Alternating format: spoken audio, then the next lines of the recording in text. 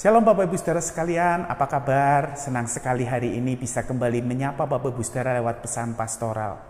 Bapak Ibu Saudara yang dikasihi oleh Tuhan, dalam hidup kita seringkali kita menghadapi berbagai persoalan, pergumulan hidup yang membuat kita seakan-akan putus asa, kehilangan pengharapan dan pegangan hidup. Tetapi saya mau membagikan sesuatu pengalaman dari pemazmur. Bagaimana ketika dia mulai merasa putus asa, melihat perbandingan kehidupan orang-orang yang takut akan Tuhan dengan para pencemooh, dengan orang-orang fasik. Kok mereka seakan-akan tidak merasakan sakit, tidak merasakan kesulitan dan penderitaan, sementara orang-orang yang berharap sama Tuhan kok mengalami pergumulan hidup yang datang silih berganti. Sampai pada akhirnya pemazmur dia menemukan satu rahasia untuk bisa tetap bersandar sama Tuhan. Saya bacakan satu ayat di dalam Mazmur 73 ayat yang ke-28 ya Bapak Ibu Saudara. Tetapi aku suka dekat pada Allah. Aku menaruh tempat perlindunganku pada Tuhan Allah, supaya dapat menceritakan segala pekerjaannya.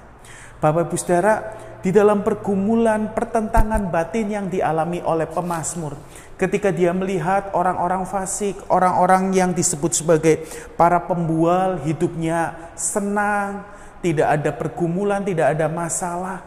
Sementara dia harus melewati berbagai macam kesulitan hidup, tapi di dalam pergumulannya kepada Tuhan, dia masuk ke dalam tempat kudus Tuhan dan dia melihat akhir hidup mereka. Dan pada akhirnya dia bilang, selain Kau tidak ada yang lain padaku di bumi ini. Hanya Engkau Tuhan bagianku di bumi dan di sorga. Itu sebabnya menutup pasal 73 dari Mazmur ini, dia katakan, aku suka dekat dengan Allah.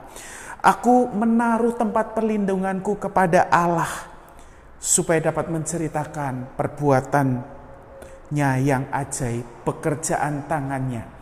Bapak Ibu Saudara, kadangkala jalan-jalan Tuhan kita tidak bisa pahami dan selami dengan akal kita, dengan pemikiran-pemikiran kita.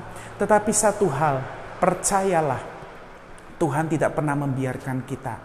Tuhan tidak pernah tinggal diam. Ketika kita ada di masa-masa sulit, di sana tetap ada Tuhan.